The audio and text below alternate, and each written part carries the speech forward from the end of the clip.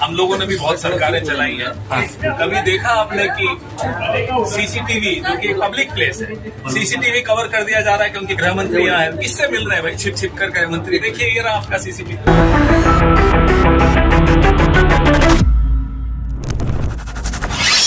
வணக்கம்.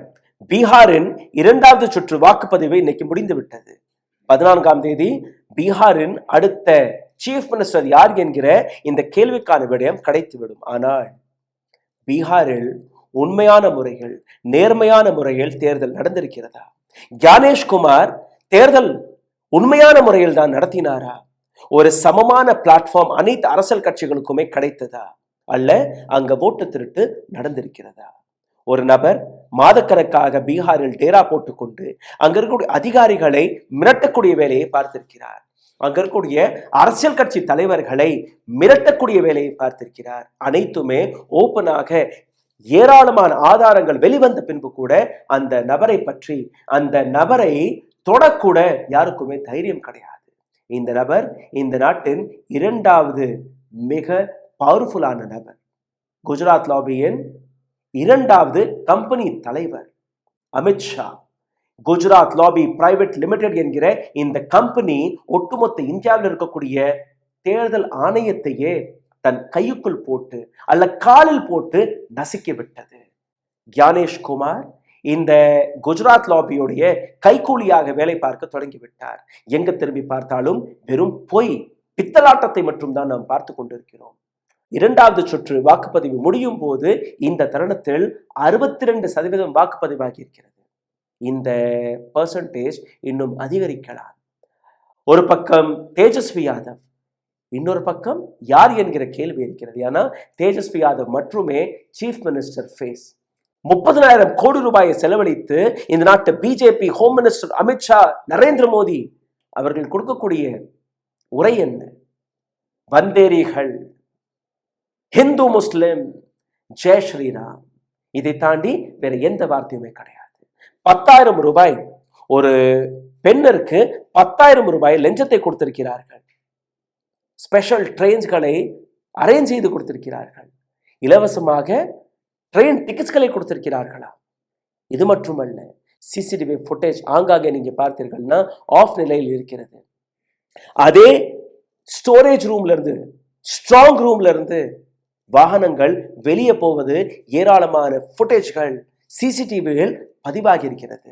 அதே ஸ்ட்ராங் ரூமிற்குள் ஏராளமான அதிகாரிகள் நடமாடுவதை நீங்க பார்த்திருக்கிறீர்கள். இதே ஸ்ட்ராங் ரூம் வைத்திருக்கக்கூடிய இடத்திலிருந்து ஃபைல்ஸ்களை இல்ல மூட்டை மூட்டையாக அங்கிருந்து எதை கீழே வீசுகிறார்கள், அதுவும் பதிவாகி இருக்கிறது. ஒட்டுமொத்த பீகாரின் ஏராளமான இடங்களில் விவிபேட் ஸ்லிப்ஸ்கள் கண்டெடுக்கப்பட்டிருக்கிறது.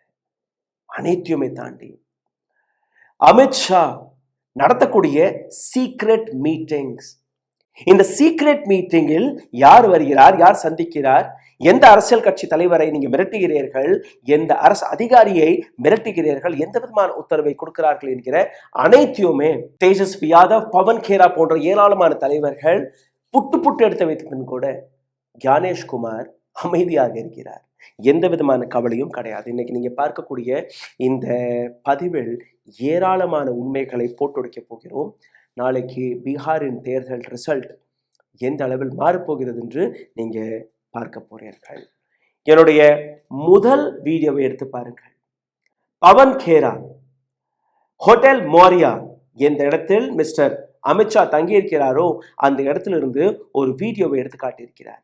2 நாட்களாக நாங்களும் எடுத்து காட்டுகிறோம். பவன் கேரா பிரஸ் மீட்டை வைத்திருக்கிறார், தேஜஸ்வி யாதவ் பிரஸ் மீட்டை வைத்திருக்கிறார். எந்த ஹோட்டலில் அமித்ஷா தங்கியிருக்கிறாரோ அந்த ஹோட்டலில் இருக்கக்கூடிய சிசிடிவி கேமராவில் பேப்பரை வைத்து மறைத்து விடுகிறார்கள். யார் வருகிறார், யார் போகிறார், யாருக்குமே தெரியக்கூடாதா? நீங்களே பாருங்கள். एक्सप्लेन पीछे कर थोड़ा सा भाई, एक्सप्लेन बताइए। हम लोगों ने भी बहुत सरकारें चलाई हैं।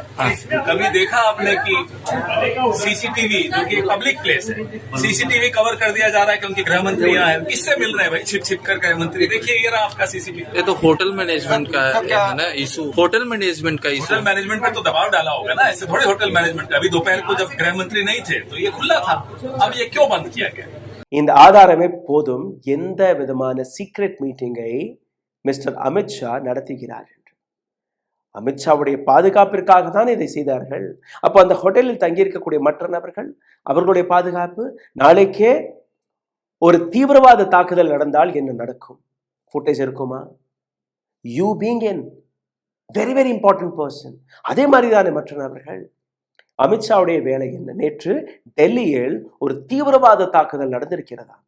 அது தீவிரவாத தாக்குதலா அல்ல சிஎன்ஜி டேங்க் வெடித்து அந்த இன்சிடென்ட் நடந்ததா என்கிற அந்த இன்வெஸ்டிகேஷன் நடந்து கொண்டிருக்கிறது. இன்வெஸ்டிகேஷன் நடக்கும்போது போலீசார்கள் இதுவரை இந்த பாம் பிளாஸ்ட் அல்ல சிஎன்ஜி பிளாஸ்டில் ஆர்டிஎக்ஸ் வெடிமருந்து கிடைத்ததாக எந்த விதமான தகவலையும் கொடுக்கவில்லை. ஜெய்ஷே முகமதாக இருக்கட்டும், லஷ்கர்-இ தொய்யபாக இருக்கட்டும், இது போன்ற தீவிரவாத அமைப்புகள் யாருமே இதற்கான பொறுப்பை எடுத்துக்கொள்ளவில்லை.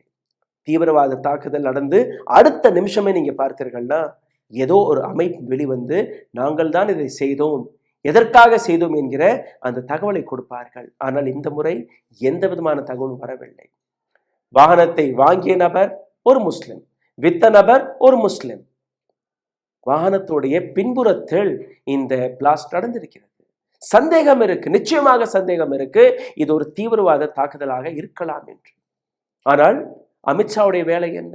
பீகாரில் டேரா போட்டு ஓட்டை திருடுவதா, எலெக்ஷனை திருடுவதா, அல்ல பீகார் எலெக்ஷனுக்கான பொறுப்பு அவருக்கு இருக்கிறதா? கிடையாது. மக்களுடைய வரிப்பணத்தை வைத்து இந்த நாட்டு ஹோம் மினிஸ்டருடைய வேலை, அவருக்கு கிடைக்கக்கூடிய சலுகைகள், சம்பளம், செக்யூரிட்டி அனைத்திற்கான காரணம் இந்த நாட்டில் இருக்கக்கூடிய மக்கள் பாதுகாப்பாக இருப்பார்கள் என்று. He has the bloody job to secure this country. National செக்யூரிட்டிக்கான பொறுப்பு ஹோம் மினிஸ்டர் கையில் இருக்கிறது.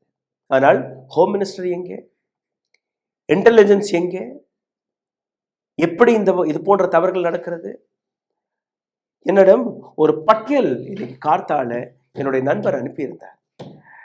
எந்த விதமான ரெஸ்பான்சிபிலிட்டி இந்த நாட்டு ஹோம் மினிஸ்ட்ரி அல்ல இந்த நாட்டு அரசாங்கம் எடுத்துக்கொள்கிறது? உரி தாக்குதல் நடந்தது, பிஜேபி அரசாங்கம் பொறுப்பு யார் எடுத்துக்கொண்டது? யாருமே கிடையாது. புல்வாமா தாக்குதல் நடந்தது, பொறுப்பு யார் மீது? யாருமே கிடையாது. பட்டான்கோட் அட்டாக் நடந்தது, பொறுப்பு யாருமே கிடையாது. அமர்நாத் அட்டாக் நடந்தது, பொறுப்பு யாருமே கிடையாது. காஷ்மீரி ஹிந்து எக்ஸ்ட்ரோடஸ், பொறுப்பு யாருமே கிடையாது. பெஹல்காம் டெரரிஸ்ட் அட்டாக் நடந்தது, பொறுப்பு யாருமே கிடையாது. இப்போ ரெட் ஃபோர்ட்டில் நடந்த தாக்குதல் தீவிரவாத தாக்குதலா அல்ல சிஎன்ஜி அட்டாக்கா? இதுவரை எந்த விதமான பதிலும் கிடைக்கவில்லை. ஆனால் ஒட்டுமொத்த கோதி மீடியா, முக்கியமாக இந்த எக்ஸ்ட்ரீம் கோதி மீடியா, ரிபப்ளிக், பாரத் போன்ற சேனல்கள் நீங்க பார்த்தீர்களா, டிஆர்பிக்காக நேற்றிலிருந்து இதை ஒரு மிகப்பெரிய ப்ரொபகண்டாவாக எடுத்து வைக்க தொடங்கி விட்டார்கள்.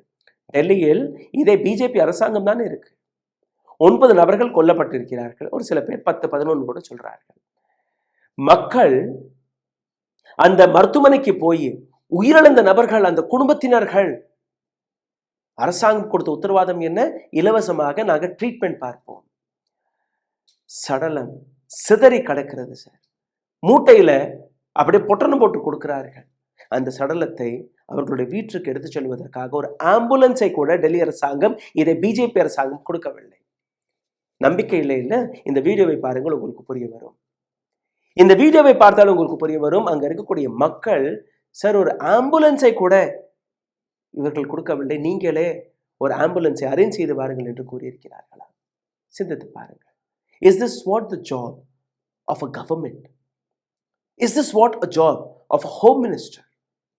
And what is more important, Bihar election or vote chori in Bihar? At the LNJP hospital right now and I have with me the family members जो मुझे बता रहे हैं कि इनको एम्बुलेंस तक नहीं प्रोवाइड किया जा रहा है. सर एम्बुलेंस भी नहीं दे रहे हैं. अपने पास चलाओ जी. So imagine this is the situation that there is a blast and explosion and high intensity explosion. At least 10 people are confirmed dead and LNJP hospital in the national capital is not even providing ambulances to these poor people who have lost their loved ones and family members. आप लोग के आपने भी तो आपको भी नहीं दिया है एम्बुलेंस? இந்த வீடியோவில் ஏராளமான கேள்விகள், ஏராளமான பதில்களை உங்களுக்காக நாங்கள் திரட்டி கொண்டு வந்திருக்கிறோம். அதனால் இந்த வீடியோவை கடைசி வரை பாருங்கள், உங்களுக்கு புரிய வரும். எந்த விதமான நாட்டில் நாம் வாழ்ந்து கொண்டிருக்கிறோம், எதற்காக இந்த அரசியல்வாதிகளுக்கு நாம் சம்பளத்தை கொடுக்க வேண்டும், டாக்ஸ் பேர்களை பணத்தை வைத்து எந்த அளவில் இவர்கள் ஓட்டை விலை கொடுத்து வாங்கிறார்கள், எந்த அளவில் இவர்கள் ஓட்டை திருடி வருகிறார்கள் என்று இந்த வீடியோக்குள் மிகவும் ஆழமாக உங்களை கூட்டிச் செல்வதற்கு முன்பு ஒரு சிறிய கோரிக்கை. தயவு செய்து இந்த வீடியோவை பகிருங்கள்.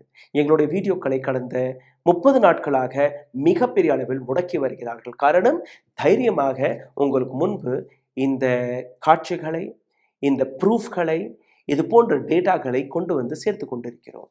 இதிலிருந்து பயந்து போன பிஜேபியாக இருக்கட்டும், அல்ல ஒரு சில அமைப்புகளாக இருக்கட்டும், எங்களை முடக்கி வருகிறார்கள். இதிலிருந்து மீட்டெடுப்பதற்காக யூடியூபோடைய அனலிட்டிக்ஸை உடைக்க வேண்டும். அதற்காக நீங்கள் செய்ய வேண்டிய சாதாரணமான விஷயம் லைக், ஷேர், சப்ஸ்கிரைப். இந்த வீடியோவை பார்த்து கொண்டிருக்கும் போதே ஹாய், ஹலோ, வணக்கம், அல்ல இந்த சப்ஜெக்டை பற்றின உங்களுடைய கேள்விகள், உங்களுடைய கருத்துக்கள், இதை செய்தாலே போதும். இந்த சேனலை உங்களால் காப்பாற்ற முடியும். பொருளாதார ரீதியாக மிக பெரிய அளவில் எங்களை முடக்கி இருக்கிறார்கள். அந்த வழியாக எங்களை சப்போர்ட் செய்ய நினைக்கக்கூடிய நபர்கள் அருகே எழுதியிருக்கக்கூடிய UPI வழியாக உங்களுடைய ஆதரவுகளை தெரிவிக்கலாம். நம்பிக்கை இல்லாத நபர்கள் தயவு செய்து கீழே எங்களுடைய வியூஸ்களை போய் பாருங்கள், உங்களுக்கு தெரிய வரும். 10,000 20,000 தாண்ட கஷ்டப்படுகிறது எங்களுடைய ஒவ்வொரு வீடியோக்களும். இந்த தருணத்தில் பிஜேபியுடைய சதிவேலையை எடுத்துக்காட்டுவதற்கு முன்பு பீகாரின் நிலையை பார்த்து விடுங்கள். காலை 7 மணி அளவில் 2ஆம் சுற்று வாக்குப்பதிவு நடைபெற்றது. 14.55% 9 மணி வரை வாக்குப்பதிவு நடந்தது. 9 மணியிலிருந்து 11 மணிக்குள் 31.38%, 11 மணியிலிருந்து 1 மணிக்குள் நீங்க பார்த்தீர்கள்னா 47.62%, 3 மணியிலிருந்து 5 மணிக்குள் நீங்க பார்த்தீர்கள்னா கிட்டத்தட்ட ஒரு 62லிருந்து 65% வரை வாக்குப்பதிவு நடந்ததாக கூறுகிறார்கள். இன்னும் ஃபைனல் ரிப்போர்ட் வெளிவரவில்லை. முதல் சுற்று 121 தொகுதிகளுக்கான இந்த வாக்குப்பதிவு நடந்தது 6ஆம் தேதி. அன்னைக்குன்னு நீங்க பார்த்தீர்கள்னா ஃபைனல் டர்ன் அவுட் 64.66. ஆனால் அடுத்த நாள் என்ன செய்தார்கள், அதற்கு அடுத்த நாள் என்ன செய்தார்கள், அனைத்து பொய்களையுமே உங்களுக்கு முன்பு எடுத்து வைக்க போகிறேன். ஞானேஷ்குமார், த கிரேட் ஞானேஷ்குமார் அவர்கள் கூறியது என்ன? வோட்டர்ஸ் டர்ன் அவுட் டேட்டாவை நாங்கள் உடனுக்குடன் கொடுத்து விடுவோம், தாமதமாக்க மாட்டோம். எப்படி ஹரியானாவில் நடந்தது, மகாராஷ்டிராவில் நடந்ததோ அதை நாங்கள் செய்ய மாட்டோம் என்று கூறிய அதே ஞானேஷ்குமார் இந்த முறையும் அவர் என்ன செய்தார், அதையே செய்திருக்கிறார். 6ஆம் தேதி ஒரு ப்ரெஸ் ரிலீஸ் வெளிவந்தது. 6ஆம் தேதி வெளிவந்த இந்த ப்ரெஸ் ரிலீஸ் நீங்கள் பார்த்தீர்கள்னா voters turnout data is 64.46%. அடுத்த நாள் நவம்பர் 7ஆம் தேதி இன்னொரு ப்ரெஸ் ரிலீஸ் வெளிவருகிறது. இந்த ப்ரெஸ் ரிலீஸில் நீங்கள் பார்த்தீர்கள்னா இந்த voters turnout data 65.8% உயர்ந்து விட்டதாக கூறுகிறார்கள். 0.62%, 62% ரொம்பவே சாதாரணமான நம்பராக உங்களுக்கு தெரியுமானால் இதை நீங்கள் கால்குலேட் செய்து பார்த்தீர்கள்னா உங்களுக்கு புரிய வரும் எந்த விதமான சதி வேலையை அமித்ஷா அண்ட் டீம் பார்த்திருக்கிறது. நீங்கள் முதல் வீடியோவை பார்த்திருப்பீர்கள், எப்படி ஹோட்டலில் தன்னுடைய அதிகாரிகளை கூப்பிட்டு வைத்து தில்லுமுள்ளுக்களுக்கான அந்த பிளானிங் நடந்தது. அதை பற்றி யாருக்குமே தெரியக்கூடாது என்று அந்த சிசிடிவி கேமராக்களில் பேப்பரை வைத்து எப்படி மறைத்தார்கள், அதையும் நீங்கள் பார்த்தீர்கள். ஆனால் இந்த தருணத்தில் உங்களுக்கு இன்னும் ஒரு சில விஷயங்கள் எடுத்து காட்டுகிறேன். Election Commission of India took more than 24 hours to release the final voting percentage. 24 மணி நேரத்திற்கு மேல், அதுவும் நீங்க பார்த்தீர்கள்னா முழுமையான டேட்டா இதுவரை வெளியில வரவில்லை. அந்த நம்பர் எத்தனை பேர் ஓட்டு போட்டார்கள் இதுவரை அவர்கள் எடுத்து காட்டவில்லை. வெறும் பெர்சன்டேஜ் மட்டும்தான். இதுதான் மகாராஷ்டிராவில் நடந்தது, இதுதான் கர்நாடகாவில் நடந்தது. அதாவது இதற்கு முன்பு அந்த பேலட் பேப்பரில் ஓட்டு போடும்போது நீங்க பார்த்தீர்கள்னா கணக்குப்படி இத்தனை பேர் வந்து ஓட்டு போட்டார்கள், இத்தனை ஆண்கள், இத்தனை பெண்கள், இத்தனை மணிக்கு ஓட்டை முடித்து விட்டோம் என்கிற அந்த டேட்டாவை கொடுப்பார்கள். ஆனால் இப்போ இவிஎம் மெஷின் இருக்கு, ஏஐ, இன்டர்நெட், ஏராளமான டெக்னாலஜி இருக்கு. ஆனால் உங்களால் எதுவுமே காட்ட முடியவில்லை. இந்த இடத்துல நீங்க பார்த்தீர்கள்னா மகாராஷ்டிரா அதற்கான மிகப்பெரிய உதாரணம். மகாராஷ்டிராவில் குறைஞ்சபட்சம் 2-3, அதிகபட்சம் 8-12% வரை இந்த ஓட் பெர்சன்டேஜ் மேலே கீழானது. அதனால் என்ன நடந்தது, ரிசல்ட் உங்களுக்கு தெரியும். மகாராஷ்டிராவில் யாருடைய சாசனம் இருக்கிறது என்று உங்களுக்கு தெரியும். ஞானேஷ் குமாருடைய கிளைம் எதற்காக உண்மையை பேச மறுத்து வருகிறார். இந்த 62% ஒட்டுமொத்த கிளைம், ஒட்டுமொத்த விளையாட்டை உங்களுக்கு நான் புரிய வைக்க பார்க்கிறேன்.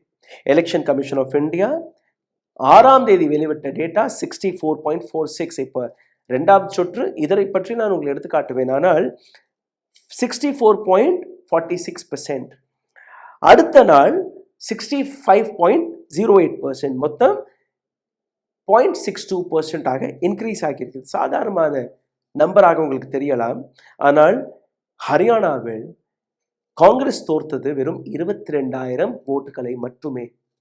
22,000 ஓட்டுகளால் காங்கிரஸ் தோர்த்து போனது. இங்கே we are talking about 2.5 lakh votes. 2.5 lakh votes. முதல் சுற்றில் பீகாரின் 3,75,00,000 வாக்கு பதிவிட்டார்கள்.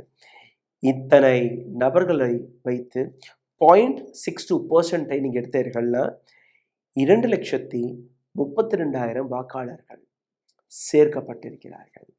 2,32,000 among 121 constituencies. 121 கான்ஸ்டிடுவன்சியில் இதை நீங்க பிரிச்சு பார்த்தீர்கள்னா on an average it comes to 1,921 votes, which is 2,000 votes. 2,000 ஓட்டு தான் எடுத்திருக்கிறார்கள். சார், இந்த 2,000 ஓட்டுகளை வைத்து ஒட்டுமொத்த அரசாங்கத்தை பிரட்டி போட்டு விடலாம். தேர்தலை எப்படி திருடுகிறார்கள் அதை நீங்க புரிந்து கொள்ளுங்கள். 2020ஆம் ஆண்டு நடந்த தேர்தலும் போது 28 சீட்டுகள், 28 கான்ஸ்டிடுவன்சிகளில் வெற்றி தோல்வி வெறும் 2,000 ஓட்டுகளுக்குள்ளேயே நடந்து முடிந்துவிட்டது. 28 சீட்டுகள், 28 சீட்டுகளுக்கான அர்த்தம் என்ன? என்டிஏவிற்கு 125 சீட்டுகள் கிடைத்தது. மகா கட்பந்தனிற்கு 110 சீட்டுகள் கிடைத்தது. இந்த 28 சீட்டுகள் பிஜேபி இழந்திருந்தால், என்டிஏ இழந்திருந்தால், மகாகட்பந்தனுக்கு இந்த சீட்கள் வந்திருந்தால் இன்னைக்கு யாருடைய சாசனம் அங்கே இருந்திருக்கும் என்று சிந்தித்து பாருங்கள். அந்த அளவில் அன்னைக்கு திருட்டை நடத்தினார்கள். இந்த 2,000 ஓட்டு, 28 சீட்டுகள் தோர்த்த நபர்கள் யார்? ஆர்ஜேடி. 28 சீட்டுகளுடைய மார்ஜின் வாஸ் only 2,000. 52 சீட்டுகளில் இருக்கக்கூடிய மார்ஜினை நீங்க பார்த்தீர்கள், 5,000 ஓட்டு வித்தியாசத்தில் வெற்றி தோல்வி முடிந்தது. 7 சீட்டுகள் 500 ஓட்டுகளில் வெற்றி தோல்விக்கான அந்த முடிவு நடந்தது. ஜேடியுடைய கேண்டிடேட் நிதிஷ்குமாருடைய கோட்டையில் ஆர்ஜேடியை சார்ந்த நபர் வெறும் 12 ஓட்டு வித்தியாசத்தில் தோற்கிறார். இப்ப புரிகிறதா 0.62%க்கான அந்த கேம் பிளான் என்னவென்று? அமித்ஷா இந்த வேலையை எவ்வளோ அழகாக பார்த்திருக்கிறார், அதையும் நீங்க பார்க்க வேண்டும். என்னுடைய அடுத்த வீடியோவை பாருங்கள். சமஸ்திபுர், இந்த இடத்தில் கண்டெடுக்கப்பட்ட இந்த குப்பை கிடையாது, விவிபேட் ஸ்லிப்ஸ்கள். 1-2 அல்ல, ஆயிரக்கணக்கான விவிபேட் ஸ்லிப்ஸ் எப்படி இங்க வந்தது? எந்த விதமான என்கொயரியும் கிடையாது. எஃப்ஐஆர் போட்டிருக்கிறார்களாம், என்கொயரி நடக்கிறதாம். ஆனால் இந்த இடத்தில் எந்த இடத்தில் இது கிடைத்ததோ அந்த இடத்துடைய எலெக்ஷன் ரத்தாக வேண்டும். அந்த இடத்தில் மீண்டும் ஒரு முறை எலெக்ஷனை நடத்தணும். இந்த பதிலை ஞானேஷ்குமாரிடம் எதிர்பார்க்கலாமா? நடக்குமா? கிடையாது. காரணம், அங்க இருக்கக்கூடிய அதிகாரிகள் அமித்ஷாவுடைய அதிகாரிகள். அங்க நடக்கக்கூடிய சதிவேளை அமித்ஷாவுடைய இன்ஸ்ட்ரக்ஷன் படி. இது மட்டுமல்ல, என்னுடைய அடுத்த வீடியோவை பாருங்கள். இந்த வீடியோவில் நீங்க பார்த்தீர்கள்னா ஸ்ட்ராங் ரூமில் இருந்து வெளிவரக்கூடிய இந்த அரசு அதிகாரிகள் யார் உங்களுக்கு உத்தரவை கொடுத்தது? அங்க என்ன செய்கிறீர்கள்? ஒருத்தர் 2 பேர் அல்ல, 5-6 பேர். என்ன செய்தீர்கள்? இவர்கள் மீது ஆக்ஷன் எடுக்கப்பட்டதா? இவர்களை கைது செய்தீர்களா? கிடையாது. இன்னொரு ஃபுட்டேஜை உங்களுக்கு எடுத்து காட்டுகிறேன். இந்த சிசிடிவி ஃபுட்டேஜில் நீங்கள் பார்த்தீர்கள்னா அப்படியே பிளாங்க் ஆயிடுச்சு. உள்ள என்ன நடக்கிறது யாருக்குமே தெரியாது. எந்த இடத்தில் இந்த சிசிடிவி ஃபுட்டேஜ் ஆஃப் ஆனதோ கொஞ்ச நேரத்தில் நீங்கள் பார்த்தீர்கள்னா ஒரு வாகனம் வெளிப்போகிறது, ஜீப். அதில் என்ன இருந்தது, எதை கொண்டு வந்தார்கள், எதை கொண்டு போனார்கள் யாருக்குமே தெரியாது. இந்த அளவில் அங்கே தில்லுமுள்ளு நடப்பதற்கான காரணம் யார்? எந்த விதமான தேர்தலை நீங்கள் நடத்துகிறீர்கள் என்கிற இந்த கேள்வி. இதே நேரத்தில் நீங்கள் பார்த்தீர்கள்னா கர்னால் மற்றும் குருகிராம் முன்னாள் காங்கிரசின் தலைவரான கபில் சிப்பல் வெளிவிட்ட இந்த இன்ஃபர்மேஷனை பாருங்கள். கர்னால்ல இருந்து 3ஆம் தேதி 2 ஸ்பெஷல் ட்ரெயின்ஸ்களை அரேஞ்ச் செய்தார்களா. அதே நாள் ஈவினிங் நீங்க பார்த்தீர்களா குருகிராமிலிருந்து இன்னும் 2 ஸ்பெஷல் ட்ரெயின். ஒவ்வொரு ஸ்பெஷல் ட்ரெயினிலும் 1500 பேர். அப்போ 6000 போலி வாக்காளர்களை நீங்க அனுப்பியிருக்கிறீர்கள். போலியான நபர்களா, உண்மையான நபர்களா, எந்த விதமான வாக்கை போட போறார்கள், அதற்கான ஒரு இன்வெஸ்டிகேஷனாவது நீங்க நடத்தணுமா இல்லையா? தெளிவாக பிஜேபி தான் எங்களுக்கு டிக்கெட்டை வாங்கி கொடுத்தது, பிஜேபி தான் எங்களை அனுப்புகிறார்கள், பிஜேபிக்கு தான் நாங்கள் ஓட்டு போட போகிறோம். மாடல் கோட் ஆஃப் கண்டக்ட், எந்த விதமான பண பட்டுவாராவோ அல்ல எந்த விதமான சலுகையோ எந்த பொலிட்டிக்கல் பார்ட்டியுமே நடத்தக்கூடாது. ஒரு நபருக்கு நீங்கள் டிக்கெட் வாங்கி கொடுத்தீர்கள்னா அதுவும் ஒரு லஞ்சம் தான். ஒரு நபரை நீங்கள் பீகார் போயிட்டு வாங்க, அங்கே போய் ஓட்டு போடுங்க, இந்த ஓட்டு போடுவதற்காக ஒரு 1000 ரூபாய் 500 ரூபா இல்லை சாப்பிட்றதுக்கு பணத்தை கொடுத்தாலும் அதுவும் லஞ்சம் தான். அப்போ இந்த 6000 நபர்கள் எங்கெல்லாம் இவர்கள் போய் ஓட்டு போட்டிருக்கிறார்களோ அந்த அனைத்து இடங்களுடைய எலெக்ஷன் ரத்தாக வேண்டுமா, ரத்தாக கூடாதா?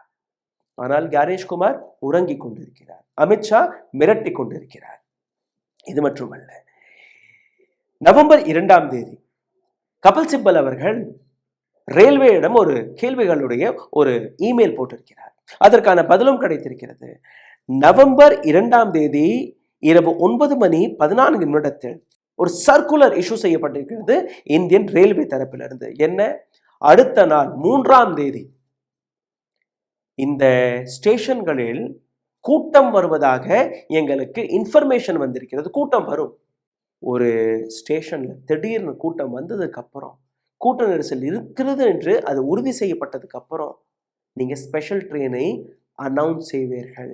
இன்னைக்கு உங்களுக்கு ஸ்பெஷல் ட்ரெயின் அரேஞ்ச் செய்ய முடியாது, இத்தனை மணிக்கு நாளைக்கு காலையில வாங்க, இல்லை காலையில வந்தவங்களுக்கு இரவு 9 மணிக்கு வாங்க, 10 மணிக்கு வாங்க, உங்களுக்காக நாங்கள் ஸ்பெஷல் ட்ரெயினை இத்தனை மணிக்கு அரேஞ்ச் செய்கிறோம். எந்த விதமான பப்ளிக் அனௌன்ஸ்மெண்ட்டும் இல்லாமல், ரியல் ரஷ் அங்கே இல்லாத போது அன்ரிசர்வ்ட் கோச் என்று இவர்கள் கூறுகிறார்கள். ஆனால் இந்த ஃபுட்டேஜை நீங்கள் பார்த்தவர்களுக்கு தெரிய வரும், ஒவ்வொரு நபருக்கும் பர்த் கிடைத்திருக்கிறது, ஒவ்வொரு நபரும் டிக்கெட் வைத்திருக்கிறார் கைகள், ரிசர்வ்ட் டிக்கெட். யார் இந்த டிக்கெட்டை கொடுத்தார், அதையும் நீங்களே கேட்டு விடுங்கள். 2 வீடியோ இருக்கு. இந்த 2 வீடியோவில் கொஞ்சம் கொஞ்சமாக போட்டு காட்டுகிறேன். இந்த வீடியோவை பார்த்தாலும் உங்களுக்கு புரிந்துவிடும் எந்த அளவில் பீகார் ஓட்டு போடுவதற்காக बीजेपी आटकले तिरट्टी 6000 பேர் போயிருக்கிறார்கள் பாருங்க. हाँ जी, तो टिकट विकेट किसने दी है? टिकट बीजेपी मोदी सरकार की तरफ से। सरकार की तरफ से टिकट दी है? हाँ जी, मोदी सरकार ने दिया। ट्रेन का खर्चा कौन कर रहा है? कोई बीजेपी कर रही है। हाँ जी, परेशानी की टिकट दिए? हाँ, टिकट मिल गया जी। किसने दिया टिकट? बीजेपी सदस्य ने। कहाँ जा रहे हो भाई साहब? बिहार जा रहे हो? भारतीय जनता पार्टी भेज रही है। टिकट किसने कटवाई है? बीजेपी ने टिकट कटवाई है। होम मिनिस्टर होटल மோரியாவில் உட்கார்ந்து கொண்டு என்ன செய்கிறார்? இதெல்லாம் தான் செய்து கொண்டிருக்கிறார். டெல்லியில பிளாஸ்ட் நடந்ததா, தீவிரவாத தாக்குதல் நடந்ததா, ஆக்சிடென்டா, இதை பற்றி எந்த விதமான ஸ்டேட்மெண்ட்டும் கிடையாது. நரேந்திர மோடி எங்க இருக்கிறார்? அவர் வெளிநாட்டு பயணத்திற்கு சென்று விட்டார். பாம் பிளாஸ்ட் நடந்திருக்கிறது என்று நீங்கள் தான் கூறுகிறீர்கள். அப்படி பாம் பிளாஸ்ட் நடந்து ஒரு தீவிரவாத தாக்குதல் நடந்திருந்தால் இந்த நாட்டு பிரைம் மினிஸ்டர் எங்க இருந்திருக்க வேண்டும்? மக்களை சந்தித்து மக்களிடம் பேசியிருக்க வேண்டுமா, பேசியிருக்க கூடாதா? இந்த நாட்டிற்கு கூடிய பாதுகாப்பு விஷயங்களை அவர் கண்காணித்திருக்கணுமா, கண்காணித்திருக்க கூடாதா? வெளிநாட்டு பயணத்திற்கு சென்று விட்டார். ஹோம் மினிஸ்டர் பீகாரில் டேரா போட்டிருந்தார். நேற்று தான் திரும்பி இருக்கிறார். ஏன்னா அங்க பிரச்சாரத்திற்கு வேலை இல்லை, எல்லா சதிவேலையும் பார்த்து முடித்து விட்டோம். One sided. எக்ஸ்பர்ட்ஸ்களை நீங்க கேட்டீர்கள்னா பீகார்ல நடக்கக்கூடிய தேர்தல் அப்படி சிஸ்டம் ஞானேஷ்குமார் டீம் அல்ல அரசாங்கம் நேர்மையான முறையில் இந்த தேர்தலை நடத்தினால் பிஜேபிக்கு 50 சீட்டுகள் கூட கிடைக்காது. அந்த அளவில் மிக படுதோல்வி அவர்கள் அடைய போறார்கள். ஒட்டுமொத்த பீகாருடைய கிரவுண்ட் ரியாலிட்டி இதுதான். தேஜஸ்வி யாதவுடைய ஒவ்வொரு ரேலியும் போய் பாருங்கள், எந்த அளவில் கூட்டம், எந்த அளவில் மக்கள் போறார்கள் என்று. இளைஞர்கள், எங்களுக்கு வேலை வாய்ப்பு வேணும், டெவலப்மெண்ட் வேணும். 2014ஆம் ஆண்டிலிருந்து நரேந்திர மோடி அரசாங்கம் சென்ட்ரலில், பிஜேபி அரசாங்கம் பீகாரில். ஆனால் எந்த விதமான டெவலப்மெண்ட்டும் கிடையாது, எந்த விதமான ரோடு வசதிகள் கூட கிடையாது, பள்ளிக்கூடங்கள் கிடையாது, மருத்துவமனைகள் கிடையாது. எந்த விதமான ஒரு துளி டெவலப்மெண்ட் கூட பார்க்காத பீகார் மக்கள் வெளி மாநிலங்களுக்கு போய் பார்க்கும்போது எப்படி தமிழ்நாடு இவ்வளோ குரோத் ஆகிருக்கிறது, எப்படி டெல்லியில் இவ்வளோ குரோத் இருக்கு, எப்படி அசம்பில் இவ்வளோ குரோத் இருக்கு. ஒவ்வொரு மாநிலத்திலும் இருக்கக்கூடிய அந்த நல்ல விஷயங்களை பார்த்து திரும்பி சொல்லும் போது இந்த மாநிலத்தில் இருக்கவே வேண்டாம் என்கிற அந்த முடிவிற்கு தான் வருகிறார்கள். இந்த விஷயத்திற்கு பின்பு பீகார் மக்கள் யாருக்கு போட்டிருப்பார்கள்? 68% த ஸ்க்ராலுடைய ஒரு ரிப்போர்ட் வெளிவந்திருக்கிறது. 208 போலீஸ் கம்பெனிஸ், 208 போலீஸ் கம்பெனிஸ் பீகாரில் இருப்பதாக கூறுகிறார்கள். அனைத்து கம்பெனிகளுமே பிஜேபி ரூல்ட் ஸ்டேட்ல இருந்து கொண்டு வரப்பட்டது. டிஎம்கே தமிழ்நாட்டில் இருக்கு, இங்கிருந்து போலீஸ் பட்டாலியன் வேண்டாம். கர்நாடகாவில் காங்கிரஸ் இருக்கு, அங்கிருந்தும் போலீஸ் பட்டாலியன் வேண்டாம். கேரளாவில் பினராயி விஜயன், இங்கிருந்தும் போலீஸ் பட்டாலியன் வேண்டாம். ஏன், பீகாருக்கு அருகே இருக்கக்கூடிய வெஸ்ட் பெங்கால் மம்தா பானர்ஜி, அங்கிருந்தும் போலீஸ் பட்டாலியன் வேண்டாம். ஆனால் அவர்கள் பட்டாலியன் எங்கிருந்து? குஜராத்ல இருந்து தேவை, டெல்லியிலிருந்து போறார்கள், அசம்ல இருந்து போறார்கள், மேகாலயாவிலிருந்து போறார்கள், மத்திய பிரதேசத்திலிருந்து போறார்கள். அதாவது பெங்கால், ஜார்க்கண்ட், கர்நாடகா, தமிழ்நாடு, கேரளா, இங்கிருந்து எங்களுக்கு போலீஸ் பட்டாலியன் தேவையில்லை. எங்கிருந்து வேணும்? UP, MP, Gujarat, Meghalaya, Nagaland, Tripura. ஏன்னா அங்க பிஜேபி அரசாங்கம் இருக்கு. அந்த போலீஸ் மீது தான் எங்களுக்கு நம்பிக்கை இருக்கு. ஏன்னா ஓட்டை திருடணும். ஓட்டை திருடுவதற்கான அந்த பேஸை எப்படி தயாரித்திருக்கிறார்கள் அதை பாருங்கள். IAS officer 68% IAS officer who went to Bihar were again from BJP ruling states or union territories. 68% IAS ஆஃபீஸர்கள், பீகாருக்கு சென்ற ஐஏஎஸ் ஆஃபீஸர்கள் பிஜேபி ரூலிங் ஸ்டேட்ல இருந்து போயிருக்கிறார்கள். 14 ஆஃபீஸர் குஜராத்ல இருந்து போயிருக்கிறார்கள், உத்தரப்பிரதேசத்திலிருந்து போயிருக்கிறார்கள். ஆனால் பெங்கால், கர்நாடகா, இங்கிருந்தெல்லாம் ஒரு ஆஃபீஸர் கூட கிடையாது. அப்ப ஓட்டு திருடுவதற்கான பிளாட்ஃபார்ம் புரிகிறதா? இது மட்டுமல்ல, கடந்த 3 மாதங்களாக தேர்தல் ஆணையத்துடைய டெல்லி ஆபீஸருக்கு வெளியில எந்த பத்திரிகையாளருமே நிக்க கூட கூடாது என்கிற ஒரு கட்டாயத்தை போட்டிருக்கிறார்கள். கோதி மீடியா அமைதியாக இருக்கிறது. இதற்கு முன்னாடி நீங்க போய் பார்த்தீர்கள்னா தேர்தல் ஆணைய ஆபீஸ் வாசல்லையே பத்திரிகையாளர்கள் நிற்பார்கள். தேர்தல் ஆணையர் வெளியில போகும்போது, உள்ள வரும்போது, இல்ல மற்ற அதிகாரிகள் வரும்போது, போகும்போது தகவலை சேகரிப்பார்கள், கேள்விகள் கேட்பார்கள். இப்போ 3 மாதங்களாக எந்த பத்திரிகையாளரும் அந்த கேட்டை விட்டு விடுங்க, கேட்டுக்கு அந்த புறம் ரோடை கிராஸ் பண்ணி கூட யாருமே நிற்கக்கூடாது என்கிற ஒரு உத்தரவை போட்டிருக்கிறார்கள். அடுத்தபடியாக கடந்த 2 மாதங்களாக நரேந்திர மோடி, நிதிஷ்குமார் அண்ட் அமித்ஷா 30,000 கோடி ரூபாய், பீகாரின் பட்ஜெட்ல இருக்கக்கூடிய 30,000 கோடி ரூபாயை மக்களுக்கு ஓட்டை வாங்குவதற்காக பேரம் பேசி மக்களுடைய அக்கவுண்ட்களில் போட்டிருக்கிறார்கள். யாருமே எந்த கேள்வியும் கேட்கவில்லை. 6ஆம் தேதி ஃபர்ஸ்ட் ஃபேஸ் ஆஃப் எலெக்ஷன், அதுக்கு சற்று முன்பு ஒரு ஷேர் ஆஃப் பணம் போனது. இன்னைக்கு ஓட்டு போட்டிருக்கிறார்கள். 2 நாட்களுக்கு முன்பு மறுபடியும் அக்கவுண்ட்களில் பணத்தை போட்டிருக்கிறார்கள். எந்த அளவில் இந்த சதிவேலை நடந்ததுன்னு நீங்க பார்த்தீர்கள்னா, டெல்லியிலிருந்து கிளம்பி பிஜேபியை சார்ந்த தலைவர்கள் நாகேந்திர பாண்டே சிவான்ல போய் ஓட்டு போடுகிறார், பிரபாத் குமார் சமஸ்திபூர்ல போய் ஓட்டு போடுகிறார், டெல்லியிலும் ஓட்டு போடுகிறார்கள், அங்கேயும் ஓட்டு போடுகிறார்கள். சந்தோஷ் ஓஜா பக்சர்ல போய் ஓட்டு போடுகிறார். இந்த அனைத்து நபர்கள் கையில் 2 ஓட்டர்ஸ் ஐடி இருக்கு, 2 எபிக் நம்பர் இருக்கு. ஆனால் எந்த விதமான கேள்வி கேட்பாடும் கிடையாது.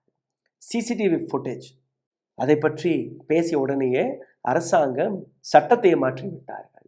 45 நாட்களுக்குள் சிசிடிவி ஃபுட்டேஜை நாங்கள் அழித்து விடுவோம். எதற்காக அப்புறம் அங்கே சிசிடிவி ஃபுட்டேஜ் இருக்கும்போதே நீங்கள் தில்முழுகளை செய்கிறீர்கள். அதுக்கப்புறம் 5 மணிக்கு அப்புறம் எத்தனை பேர் வந்தார்கள், எப்படி இந்த பெர்சன்டேஜ் அதிகரித்தது, இது போன்ற கேள்வி யாருமே கேட்கக்கூடாது என்கிற அந்த விஷயத்தை மறைப்பதற்காக இப்போ சிசிடிவி ஃபுட்டேஜையும் 45 நாட்களுக்குள் நாங்கள் அழித்து விடுவோம் என்கிற ஒரு சட்டம், புதிய சட்டம். 2011ஆம் ஆண்டு எலெக்ஷன் கமிஷன் ஆஃப் இந்தியா ஒரு மிகப்பெரிய முடிவை எடுத்தார்கள் தமிழ்நாட்டில். அப்போ அந்த கலர் டிவி கொடுக்கப்பட்டது.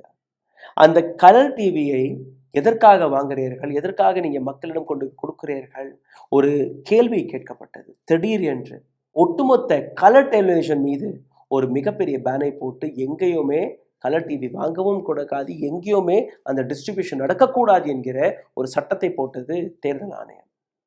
அது அப்போ இருந்த தேர்தல் ஆணையம். இப்போ நீங்கள் ஸ்பெஷல் ட்ரெயினை அனுப்புகிறீர்கள், மக்கள் அக்கௌண்ட்ல 10,000 ரூபாய் போடுறீர்கள், சிசிடிவி கேமரா ஆஃப் ஆகிறது, ஸ்டோரேஜ் ரூம்ல ஸ்ட்ராங் ரூம்ல ஆட்கள் உள்ள போயிட்டு வர்றார்கள், அதே ஸ்டோரேஜ் ரூம்ல அதே ஸ்ட்ராங் ரூம்ல இருந்து ஜீப் வெளியில போகுது வருது. எதுவுமே ஞானேஷ்குமார் அவர்களுக்கு தெரியவில்லையா? அப்போ ஞானேஷ்குமார் பிஜேபிக்காக கைக்கூலி வேலையை பார்க்கிறாரா இல்லையா? சிந்தித்து பாருங்கள். அடிமையாக வேலை பார்க்கிறாரா இல்லையா? தேர்தல் நேர்மையான முறையில், டிரான்ஸ்பரண்டான முறையில் பீகாரில் நடந்திருக்கிறதா? அப்போ இதையும் தாண்டி வரக்கூடிய ரிசல்ட் அப்படி தப்பி தவறி தேஜஸ்வி யாதவ் வெற்றி பெற்றால் கூட பிஜேபிக்கு கிடைக்கக்கூடிய ஒவ்வொரு ஓட்டுமே திருட்டுத்தனமாக போன ஓட்டுக்கள். அப்படி தேஜஸ்வி யாதவ் தோர்த்து போனால் நான் காட்டிய இந்த ப்ரூஃப் போதும், உங்களுக்கு புரியும் எப்படி பிஜேபி ஆட்சியை பிடித்தது அல்ல பிடிக்க போகிறது என்று. சிந்தித்து பாருங்கள். இந்த வீடியோ உங்களுக்கு பிடித்திருந்தால் தயவு செய்து இதை பகிருங்கள். உங்களுடைய கருத்துக்களை கீழே கமெண்ட் பாக்ஸில் எழுதிவிடுங்கள். இதையும் தாண்டி எங்களை சப்போர்ட் செய்ய நினைக்கக்கூடிய நபர்கள் கீழே எழுதியிருக்கக்கூடிய அல்ல அருகே இருக்கக்கூடிய யூபிஐ ஐடி வழியாக உங்களுடைய ஆதரவுகளை தெரிவிக்கலாம். நன்றி, வணக்கம். ஊடகம் கார்ப்பரேட் அரசியல்வாதிகளின் கைப்பாவையாக அடிமைகளாக இருந்தது போதும், இனி சாட்டை எடுத்து சுழற்றும் நேரம் வந்துவிட்டது. ஊடகம் பொதுமக்களாகிய உங்களுக்காக உங்களாலேயே இயக்கப்பட வேண்டும். ஊடக சுதந்திரத்திற்காக உங்களின் பங்களிப்பை இன்றே அளித்திடுங்கள்.